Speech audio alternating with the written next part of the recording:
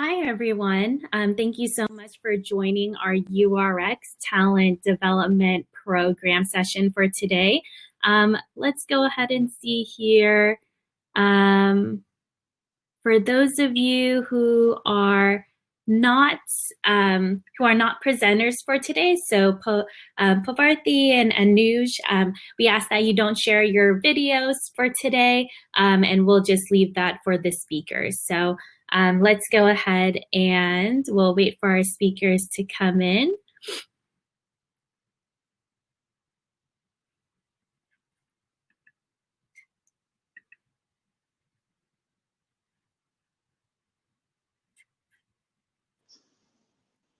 All right, we have Patrick. Oh. Patrick, how's it going? Hey, pretty good. How are you doing? I'm doing well, thank you. And then I think we're waiting for Ryan and then Tegan, correct? Awesome. Yep. All right. Okay, hi, so everyone. Hi, everybody. So we're going to go ahead and get started. Again, my name is Jennifer Madamba. I help in planning this program, the Talent Development Program for URX. For those of you who don't know what URX is, it's a community of early talent developers, internship coordinators from the colleges, as well as employers to help improve best practices for internship programs. And this summer, we wanted to come up with a program to allow students to have more professional and personal development opportunities, especially with COVID. A lot of students lost their internships, so we wanted to have this as an opportunity to give back. So thank you, Bose, for we have a very exciting session. We have our Tech Talk session today. So without further ado, I'm going to go ahead and leave this screen so that you guys can go ahead and start talking. Thank you again to Tegan, Patrick, and I believe Ryan. Yes, I think Ryan fell. Oh, there you go. And Ryan, thank you so much for being with us today. Excellent. Thank you so much for having us. I believe I'm going to try to share a screen here.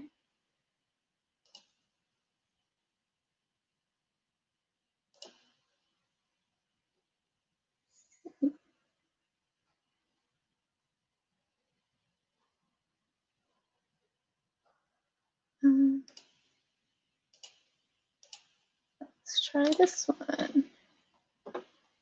All right, can you guys all see that? Oh, let's not start there.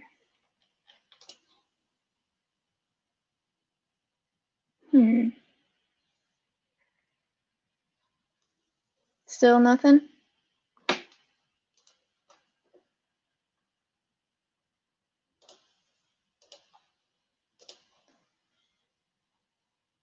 Let's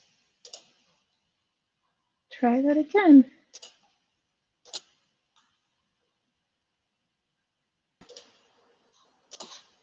All right, can you guys see things now?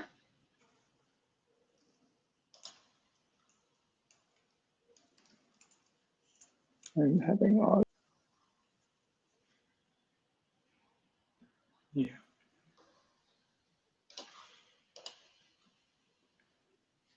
Sweet. Patrick, you can see that? Yeah, we're good to go. All right, excellent. Sorry about that. Sweet. You guys hear me? Yep, we can hear you. Oh, great. I just can't hear you. Perfect. Great. Good start. GG. Sweet. Well, thank you guys all for coming out and giving us a chance to talk a little bit about Bose and the work that we've done, as well as some of the co-op opportunities we have and kind of like typical projects. We really want this session to be about as engaging as possible. So feel free to post any questions you have along as we like bring things up, or you want to clarify stuff, and we'll do our best to kind of keep our eyes both on the screen and on the chat to be responsive. And feel free to just like post general questions. We're gonna hopefully lead some time at the end to get to them. And if we can't, I'm sure between the three of us, we can cover a pretty broad array of stuff that's going on at the company. So Tegan, do you wanna start us off with the next slide? Sweet. So just to kind of orient you guys, we're gonna go pretty logically. We're gonna tell you a little bit about ourselves and the company more at large, give you guys kind of a taste of some of the stuff that we're doing. All three of us work in health, so you're going to get a specific flavor of the company, but hope to touch on other aspects. And I know at least some of us have worked in other parts of the company before, so we can talk a little bit about our experiences elsewhere. And then additionally, the co-op program and kind of some of the stuff that you're probably more near-term interested in, and kind of the stuff that you would be doing on a co-op, kind of what we're looking for in co-ops. But to start off, let's talk about introductions. So I am Patrick. I graduated Northeastern as a combined electrical and computer engineer spring of last year. I've co-oped at Bose twice, most recently the end of 2017, beginning 2018, working on improving a wind noise canceller for the commercial product we have out called the earphones. Currently, my focus is in signal processing on the research side of stuff. So things I'm involved with are more like open ear audio processing, working on improving our real-time demos, and working on getting fast demos going, and then as well as working on some of the research tools we have to get closer to what the real life experiences of living with a hearing aid are like, and to allow us to further distribute those. And next, I think Tegan will talk about. Ryan, can you hear us okay?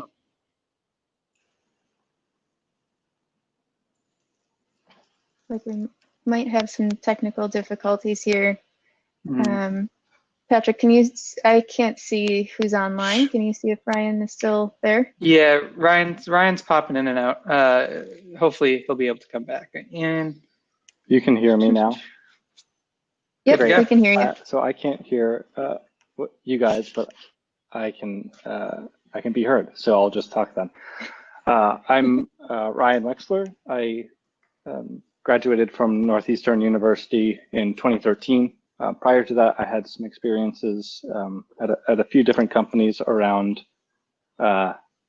yes, a fellow boiler maker around Massachusetts, but I joined Bose right after graduation. I put a couple milestones of things I've done over the last 7 years at Bose.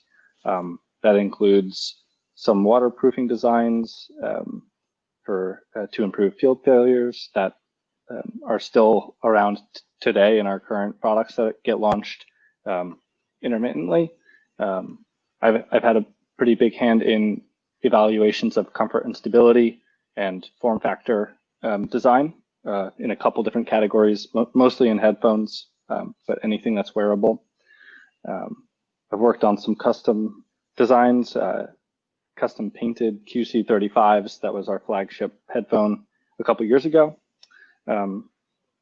About halfway through my career at Bose, I switched over to the health-focused role and started working on earphones, which is currently our product out that helps people hear better in noise.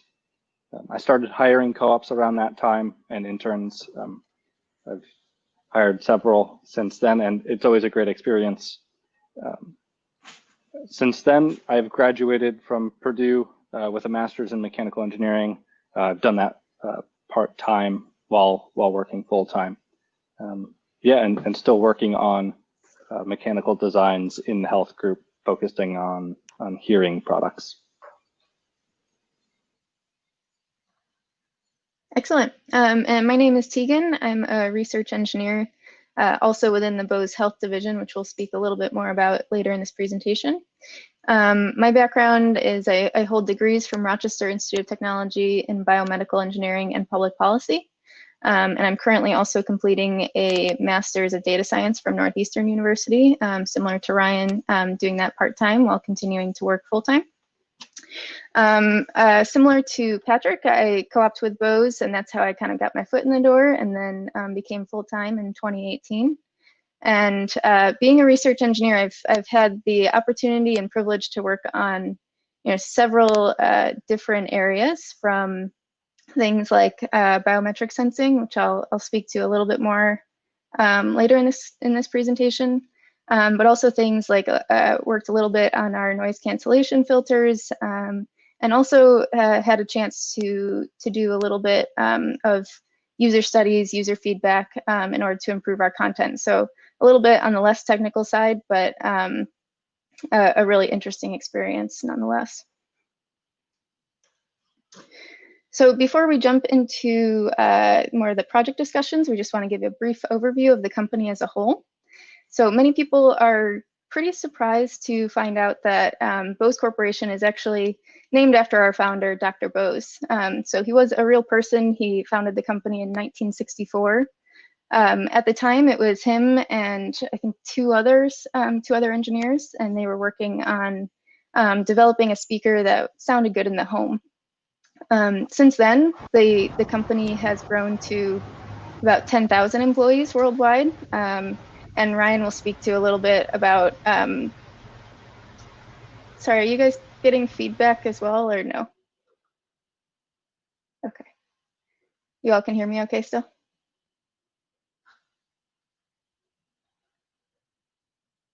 Patrick or Ryan, can you give me a yes or no? Okay, cool, thank you. So yeah, since 1964, Bose has grown to about 10,000 employees, and Ryan will speak to, we've grown from just doing living room speakers to a wide range of other applications these days.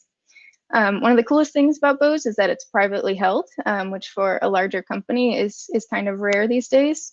What that means is we don't have to adhere, or we're not beholden to any shareholders. So that means 100% of our net profit is reinvested in growth and development, and we can work on the things that we want to work on. So as such, Bose is really an innovative and creative company to work for. So we're located, our headquarters is in Framingham, Massachusetts, which is about 40 minutes outside of downtown Boston. And Massachusetts is really the home to most of our R&D efforts, while we do have other offices located worldwide.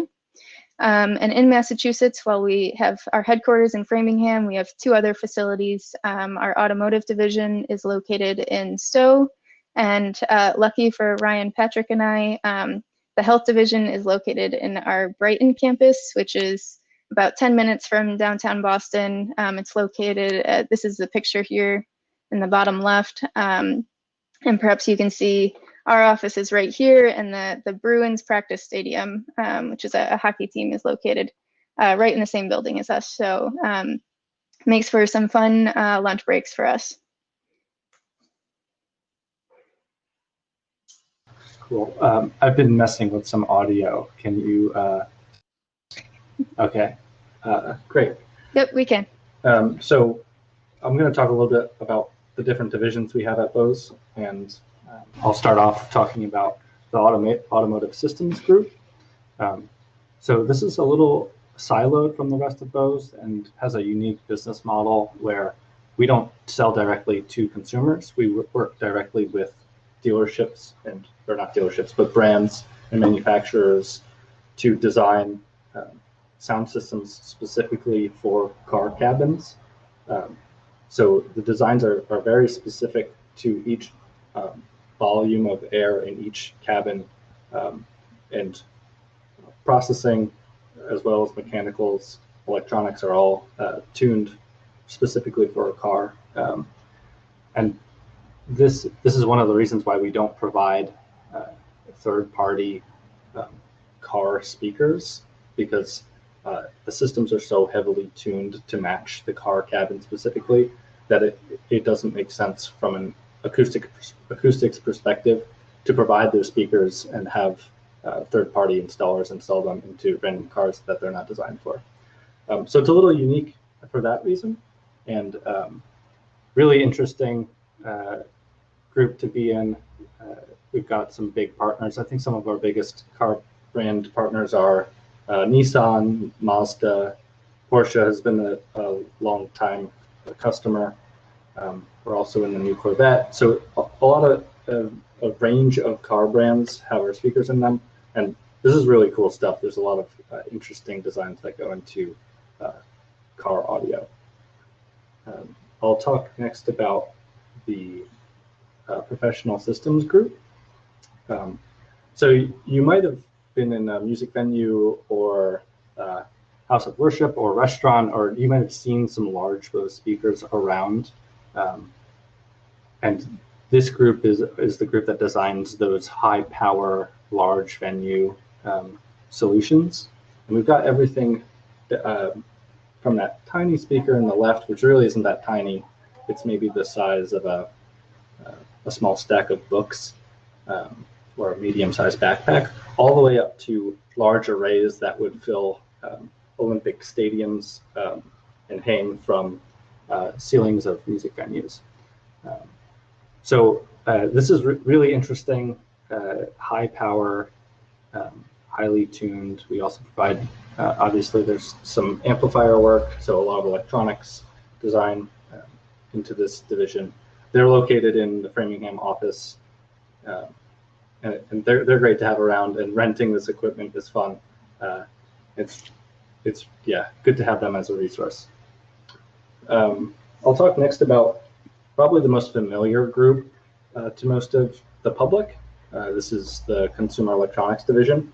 So they're in charge of designing all of the things that you'll buy in Best Buy or on Amazon or our website. This is a lineup of some of the wearables that we offer, and we like dividing it into wearables and out loud products. So there's a range here. I think maybe I'll just note those glasses are kind of a new development for us over the last couple of years. Those are out loud audio. They have transducers in the arms themselves, and there's some cool tech going on to shoot the sound into your ears, even though there's nothing there. So some interesting stuff going on there. In the out loud space, that group also does the portable and stationary speakers that you'd use with your televisions, or Bluetooth speakers that you bring to the beach. I'll point out maybe that portable speaker in the bottom right, interestingly, is both a Bluetooth speaker and a Wi-Fi speaker. So it does the transition from in the home use to out of the home use fairly easily. And so most of our products and attention are in this Consumer Electronics Division as a function of revenue. Most of it is in the CED group. So the health group is where the three of us live right now, and we've got actually just one of these products out on the market right now. But I'll talk about sleep for a second. These earbuds that are blown up on the left side, those are the sleep buds, and they're noise masking buds that are meant to aid in people falling asleep and staying asleep for longer. It's simple acoustic design, but really our entry into the market of sleep-worn devices. So that's been a pretty important milestone for us. Those were released a couple years ago, and there's a lot of growth in this part of the company, not yet seen from the public's perspective, but we're focusing a lot on sleep and how to improve people's sleep situation. On the right, that's a screenshot of our earphones, which are platformed off of another headphone that the CED group launched a couple years ago. And these are specifically designed to help people hear noise. So they use noise reduction tech, which is in our headphones. They're in these and the headphones that Tegan and Patrick are wearing. So pairing that with some directional microphones and a powerful phone app, we've proven that we can match or do better than with traditional hearing aids, their performance, both in and out of noise.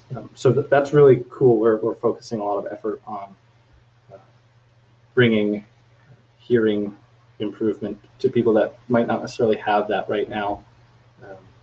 Either they don't want hearing aids, or hearing aids are too expensive, or they don't work the way they want them to work right now. So there's a lot of work going on there, but I think we'll talk a little bit about that in the rest of the slides.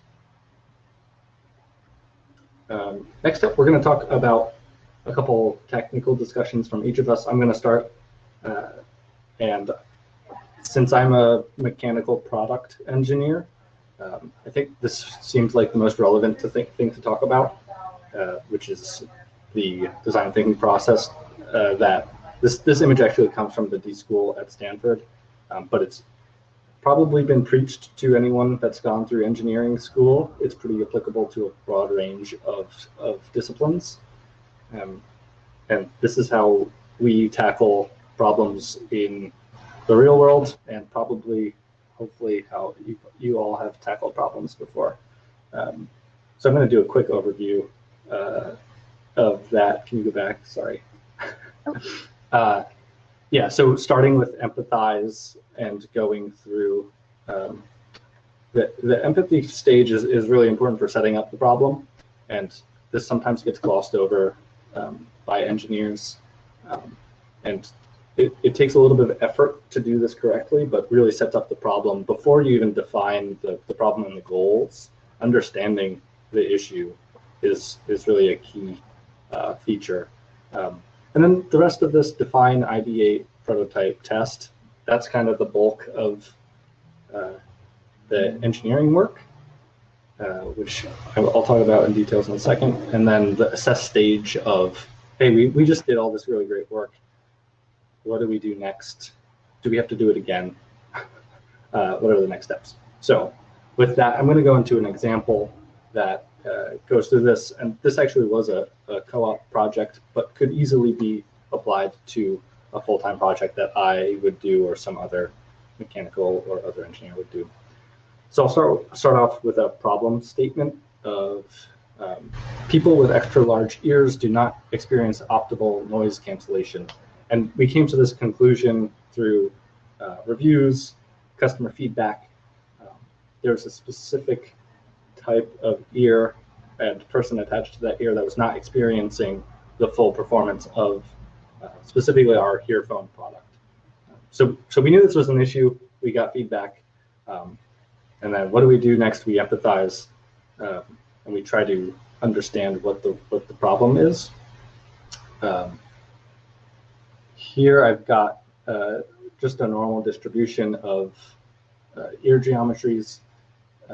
This applies to a lot of things in life. Luckily, ear canal size is one of those things. So there's a few problems that could be going on here. Why these people aren't getting a good experience? It could be that they're not putting the earbud in their ear correctly. It could be something about the design that isn't working out for their ear geometry specifically. It could be any number of other reasons, but we're going to go with the ear geometry does not line up correctly with the design itself. So from there, we define the problem of, okay, these people are putting these things in their ears correctly. Let's set up a definition of and scope of this project. What do we want to solve, and how do we want to solve it? This helps scope your next couple steps. So for this project, we set a goal of improving fit for the unserved population, which is maybe 5% or so of large ears. We want to improve fit for 50% of those people. So that's 2.5% of our total population. We want a solution that we can easily implement within 4 months, and we want it to be ready to be put into mass production. It doesn't really help us if we come up with a solution that can't be integrated into a product. So from there, we start brainstorming ideas. For this problem specifically, we look at the ear tip geometry. We look at ear geometry, which we can get from measurements with tools. We can get this from scanning devices. And we start thinking about what types of design changes we can use to combat the problem. So a good way to do this is just a brainstorming session where you come up with a bunch of ideas and then narrow down to a few and start to prototype some of those once you've down selected. So this is just a matrix of a couple ear tip. You can't see what the difference is between all of these ear tips, but they are different, and that's the important part. You figure out the best way to prototype, and you do it, because acting fast is one of the important things in this cycle. Once you have your samples, you've hopefully had already planned out the test, but you plan maybe a little more detailed test, and you get into this next bucket of work, which is testing your different options on users or whatever your problem is. Here we needed a room. We needed people with big ears, so we went out and we found those people. We had our samples that we wanted to test, and we had our performance criteria that we wanted to meet. So we went ahead and we did that test. From there, you get results out, and you can start to assess what you've done. Have you done anything that has solved your problem? Hopefully, if not, you have to start again, or you missed your opportunity. Hopefully, you have time to iterate if you can. For this particular situation, we came up with the co-op that did this project came up with a geometry that met our performance criteria of improving the performance for 50% of our large ear audience, and we started to implement the design into the production product. So that happened, and the good thing to remember here is if you've run into any intellectual property along the way, this is a good time to go down that path before you launch something into the public. So that's like a super fast cycle of something that you do in a product design engineering role. Hopefully that was interesting. I think that's it for me. Awesome. Yep. Cool. Thanks, Ryan.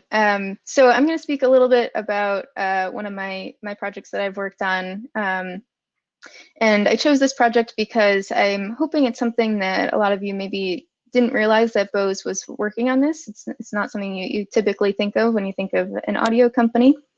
And you'll also notice, as Ryan mentioned, he is a product design engineer. And as much as we hate to admit it, perhaps research engineers are maybe a little less methodical or thoughtful. So I don't have any sort of process that we followed, but hopefully you'll still find this project interesting as well. So we, as I said, this project is focused on biometric monitoring. Specifically, we're targeting our Sleep Buds product. And the reason for that is because actually when you're sleeping is probably the best time to try to be measuring some of your biometrics. So things, you're all probably fairly familiar with Fitbit and the Apple Watch doing things like heart rate. However, there's a lot of other biometrics that could be of interest to people, things like blood pressure, respiration rate. Obviously, there's some products out there that are already doing sleep staging. And the reason that when you're asleep, that's the best time to be monitoring someone is because, one, you don't have to deal with any sort of motion artifact. So we don't have to be concerned about people running or walking while they're wearing our device. But on top of that, when you sleep, your body kind of returns to this, it's kind of natural state. So you don't get artifacts from maybe digestion or even just simple things like standing or sitting up. And on top of this, the ear is actually the optimal measurement spot for some of these biometrics. The reason for that, again, kind of has to do with motion artifact. You can place an earbud in your ear and it fits pretty stably. It really doesn't move as much as perhaps a watch on your wrist. So as such, Bose was interested in determining if, one, can we fit a sensor into our tiny sleep buds, and two, can we develop some algorithms that will provide some of these biometrics to our customers. So the first thing that we had to do was, it's not just as simple as can we, develop these algorithms. We first needed some data to work with. And in order to do that, we needed to first construct some prototypes. So our current sleep buds that are up here in the left, they don't contain any sort of sensing capabilities. So our research team had to construct a prototype that contained a sensor. So we worked with our rapid prototyping group which is a great resource to have in our Framingham office. We provided them some CAD. We provided some of the sensors. We actually got help with the PCB layouts, and they were able to generate these prototypes for us. One of the advantages that research has over product is that the things we make don't have to have the look or feel of products. So, I mean, you can see right here that we expanded the mechanical design of the earbud quite a bit compared to what the sleep buds actually look like in order to accommodate the extra sensing capabilities. And what's not pictured here is probably the 3 or 4 wires that were coming off of this bud that connected to external batteries, SD cards, etc. So we can kind of do some quick and dirty prototyping, but definitely not something that's gonna be sold to any customers.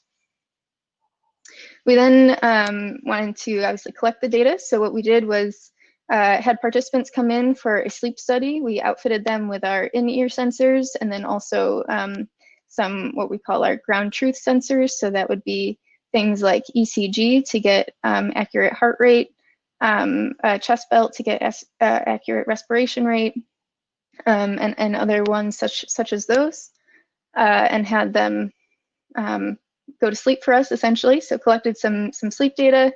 And that's when you get to what, in my opinion, is kind of the fun part, is the algorithm development part, where we can see if we can accurately measure some of those biometrics using our in-ear sensor. A lot of times, though, we'll find that, again, being in research, we sometimes tend to get in our bubble and forget that this thing has to end up in a product at some point. So we approach the product team, say, here's our algorithm, and often they come back and say, well, we can't fit that all on our sleep buds. So it's a little bit of an iterative process working with the product team to make sure that what we come up with can actually is productizable as well. So yeah, that's kind of a maybe less known thing that Bose is working on. But a fun one in my opinion, especially coming from someone with a biomedical engineering background. This has been a really fun project to work on. Thanks, Tegan.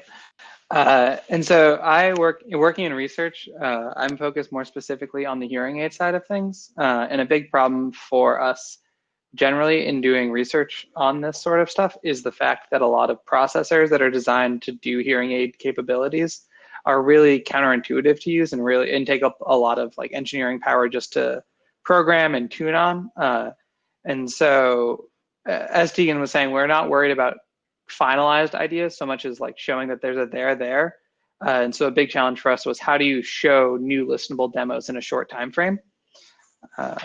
And so kind of the solution that we came up with this was being able to leverage some existing products, namely OpenMHA, which is funded through an NIH research grant that aims to lower the barrier to entry of designing hearing aids and getting a basic hearing aid prototyping setup going. And so this work has kind of been very elucidating in terms personally, and working in better understanding how we can better leverage both other things around us efficiently as a research group.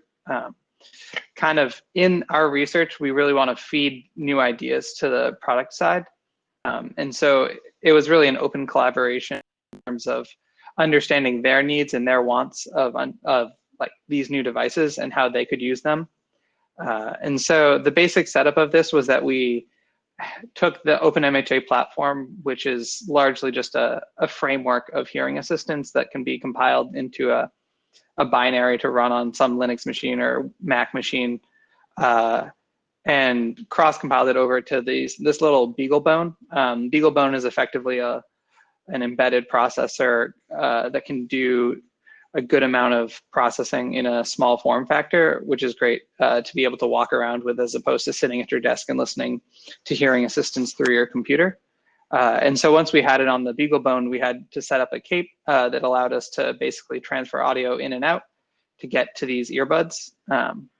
And so we were able to work with the same group that Tegan was mentioning, who built up their little sleep buds called CCG, and they did a good job of collaborating with us, getting us a cape that does everything we could want, has some sort of chip in there that allows us to get audio in and out in a timely manner without too much latency, which is a critical component of hearing assistance.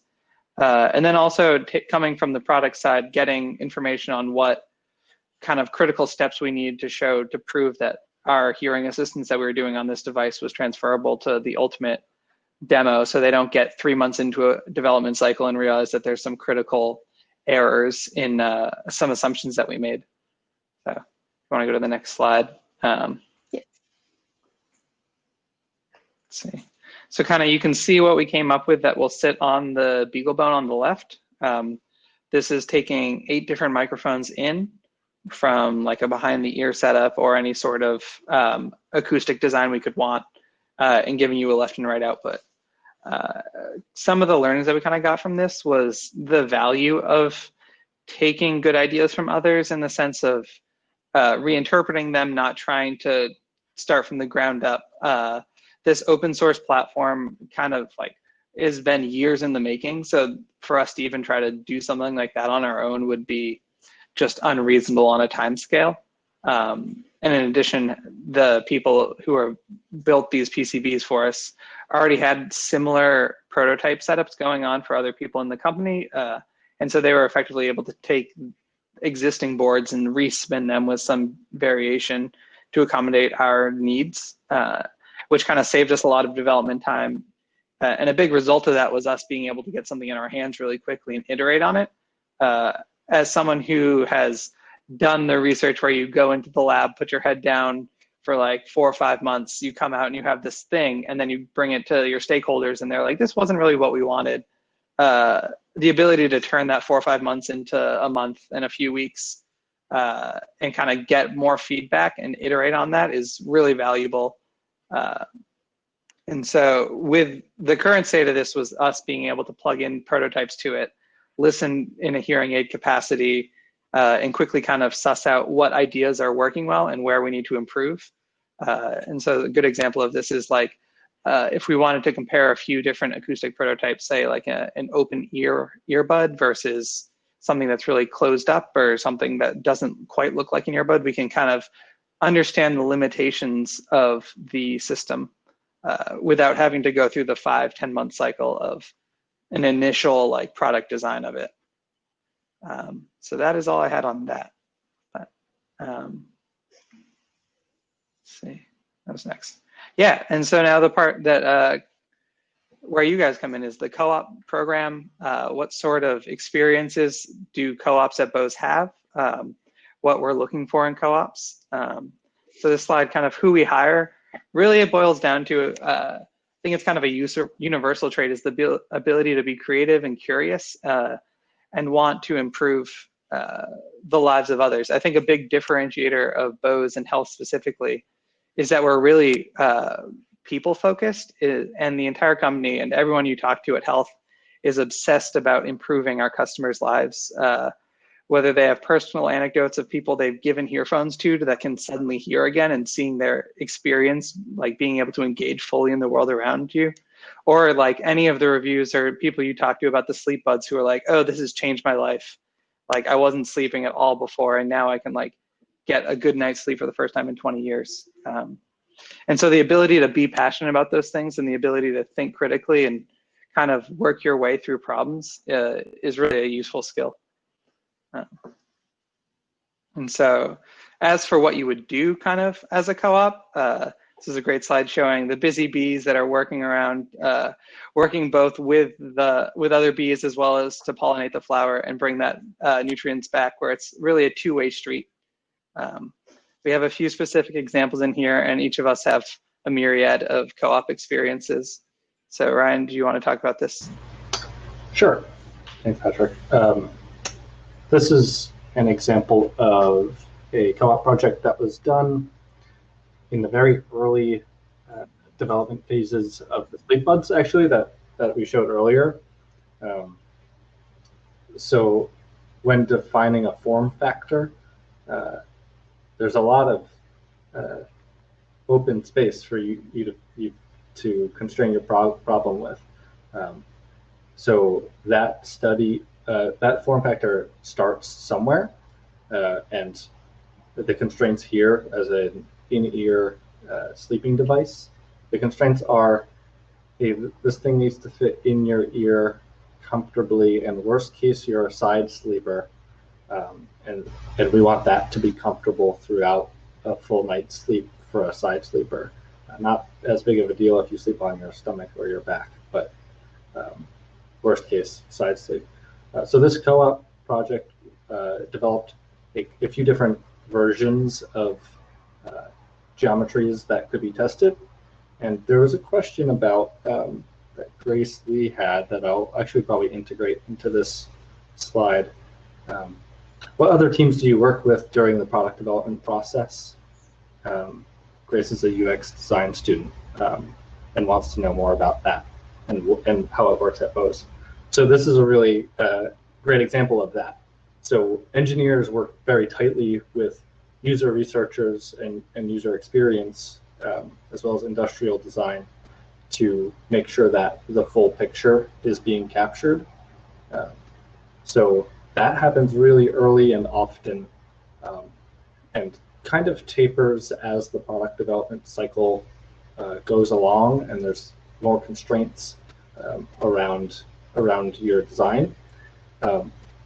But it's critical, and the earlier it happens, the better. I probably spend 50% of my communications with industrial design and user experience, and then probably the other 50% is with engineers. So it's very critical, and it's really good that you're studying that same cycle, because then we can be on the same wavelength about specifics and when is the appropriate time to do the appropriate thing. So this project did that exact thing, right? We have these different designs that might work mechanically. Maybe they're all okay mechanically. Maybe 2 out of 3 are comfortable for 8 hours of side sleeping, and then only one of them has the proper user experience of placing the earbud in and out of your ear. So all of that is evaluation criteria and would get worked into this. So this was a 4-month-long project. Co-op handled the design of the pieces, worked with user research to get some of the proper studies done, and choose a winner at the end. It ends up that the sleep buds were way smaller than this, and the electronics that we needed didn't take up all of the space, so there was more opportunity to shrink it into a preferable package. But this is a really good example of a co-op project from if that co-op is a mechanical or design person. Thanks, Ryan. And I just have one more co-op project that I wanted to share with you all. This one, I chose this one because it kind of shows a different side of things as well. It's a little bit less technical. So, and this was actually something that my current summer intern has been tackling. She actually has a degree in experimental psychology, so and neuroscience as well. So it kind of goes to show that, you know, although I live in a research group, we're not just hiring engineers. We definitely are looking for all disciplines. So what this specific project was we were tasked with finding which audio content should our sleep buds actually have on them. So the sleep buds, as you can see, were pretty small, so they can't hold all that much audio content. So we wanted to figure out what content should the buds come preloaded with in order to satisfy the most customers. So my intern was able to develop a study on her own. She did all of the data collection and data analysis, which actually included some really interesting stuff. She was able to do some text analysis and sentiment analysis. So there's definitely still a technical component to it. It's not just data collection. You know, she got to do the fun part of the data analysis. And with the internship's going to culminate with her providing recommendations to the product team. And what I'm showing here is just one part of her analysis was 2 different sounds. And we asked users to put some adjectives to each of those sounds. So you can see for sound A, a lot of people found this sound distracting or annoying. Whereas sound B, we got more words like flowing or gentle. So in a sleep use case, we are pretty excited about sound B, and we'll probably end up throwing out sound A. So yeah, just kind of a different flavor of some of the other things that go on within research and within Bose Health. Yeah, so I think that's kind of the end of our formal presentation, but please, we'd be happy to answer any questions. Since I've been sharing my screen, I haven't been able to see what's going on in the chat, but maybe Patrick or Ryan, if there's additional questions that we need to answer, I think we'd be happy to do so now. Yeah, I think it makes sense if we start maybe at the top. Saw some coming in. Luis has one of how accurate are measurements from sleep buds versus ground truth data. I think that's for you, Tegan. All right, you guys can still hear me and see me after I stop sharing my screen? Okay, excellent. Well, that definitely depends on the signal that you're looking at. So heart rate and respiration rate give us pretty good accuracy. We have kind of explored some of these more out there ones, such as blood pressure, and that one's significantly harder to capture. And I'd say sleep staging kind of falls more in the middle there. Even if you look at like a Fitbit or an Apple watch or a Garmin, sometimes their accuracies, I won't throw anyone under the bus, but are not excellent. And I'd say when you move to the ear, you can actually improve upon that a little bit. So we do have that. So now it's kind of convincing again the product team that adding in the sensor to the sleep buds is a valuable exercise to do. That people want to see these biometrics. So yeah, it really just kind of all depends on which signal you're looking at.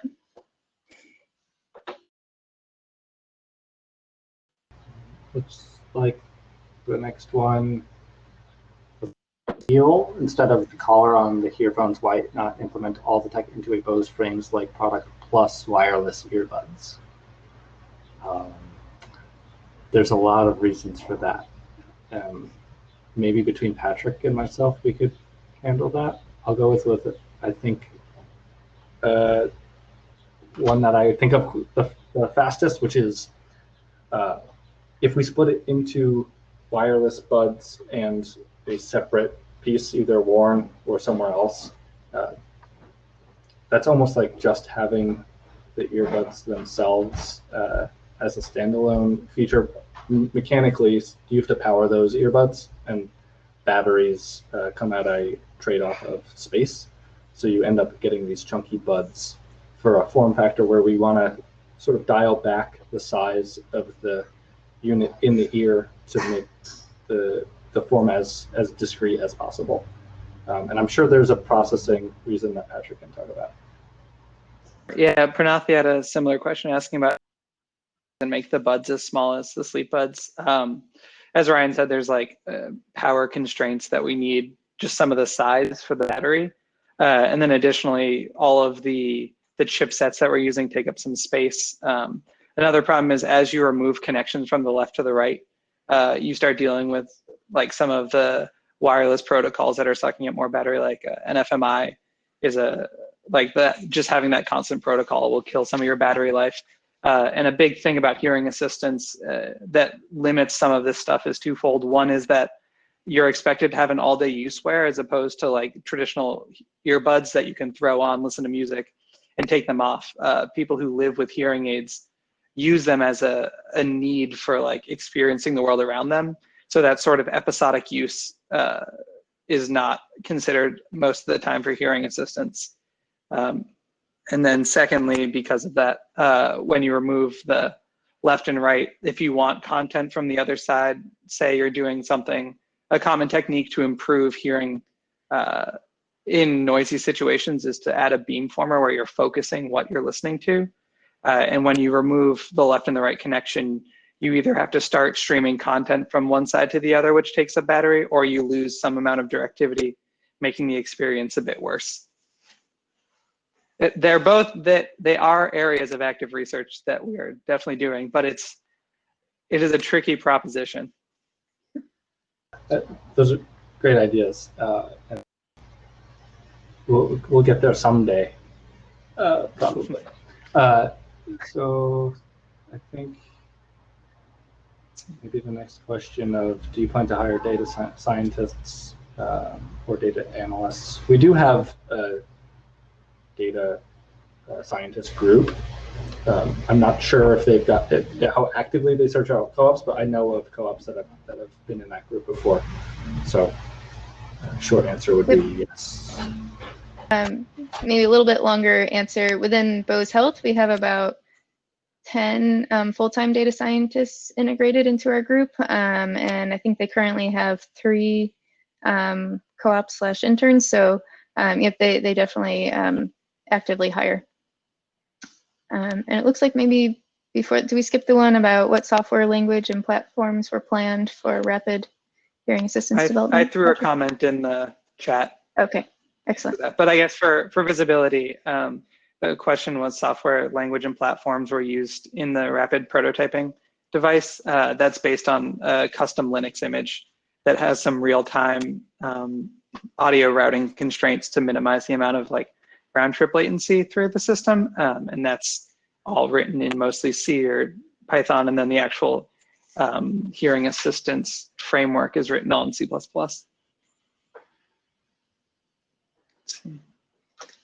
There was a quick question about the app. Yeah, the app that runs with the earphones effectively gives you a world volume knob that controls the amount of amplification you get in a clinical manner.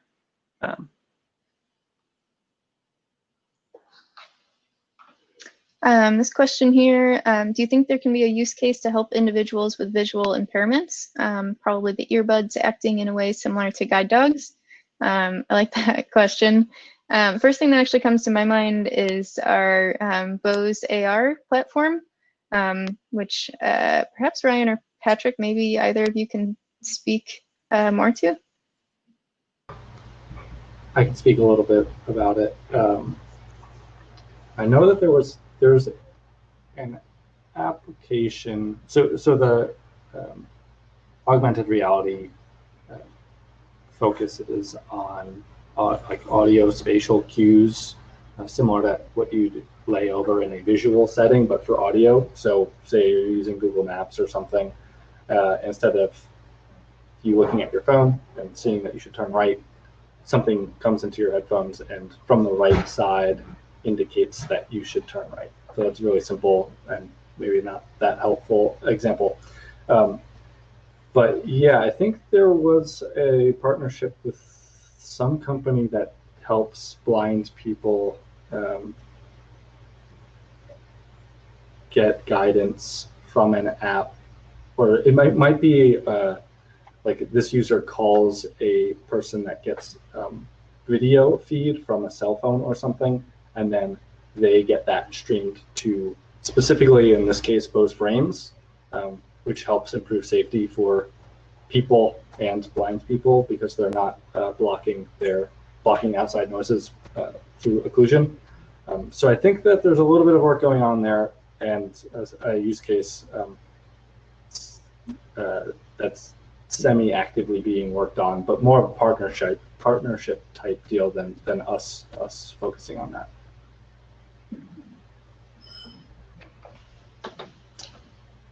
Awesome. Next question, is there a growing interest in expanding CED to accessories that go alongside the products? Anyone, Patrick or Ryan, feel comfortable taking that, or I can take a stab at it? Yeah, I personally know of a few different stabs that people have taken in the past few years to design this sort of stuff. you kind of get a visual into like what the business side is versus the engineering side, is that we can do these sort of like accessory work all day long. And then it's a matter of, is there a compelling business argument? And typically it involves user experience people, business ops of like, how much is this going to cost us to build versus what's the user excitement for it? And so it can be frustrating when you design these cool things that we use around the office or whatever, but they're like, oh, we would only get 1,000 orders of these or something, so we can't make them at scale. But accessories are definitely something that we've looked at on and off as a consistent thing, both for CED and hearing assistance. Mm-hmm. To give just one example, I think one accessory that came out of CED was kind of like a pin that you could wear on your clothing that had capacitive touch in order to control some of our products. Again, kind of cool technology, but as Patrick mentioned, maybe wouldn't bring in a ton of revenue for us.